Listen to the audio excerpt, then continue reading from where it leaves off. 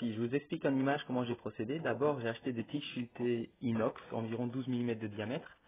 Je les ai coupées en série. Pour le faire en série, j'ai utilisé du papier collant de carrosserie pour faire le repère. Comme ça, elles sont toutes identiques et quand je suis devant la machine, je les prends une à une, ça va très vite.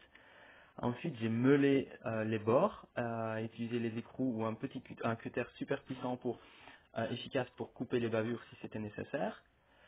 Alors, pour cintrer, donc cintrer, c'est-à-dire plier les tiges sculptées, pour faire un U, un étrier en U, mais il y a deux branches, la branche de gauche, la branche de droite. Ce que j'ai fait, c'est que j'ai utilisé un fourreau fait de 3 tubes en acier emboîtés, comme vous voyez sur l'image.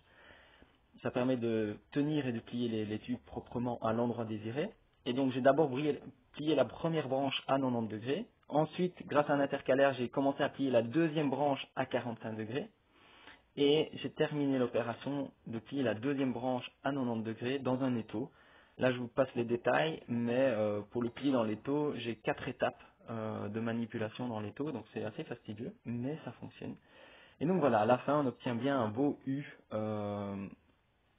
assez régulier qui me permettra d'attacher le plancher en bois au plancher métallique de la Tiny House. Vous verrez ça dans les prochaines étapes. Voilà. Et si vous avez des questions, comme vous savez, vous pouvez me contacter et je vous répondrai avec grand plaisir. Voilà.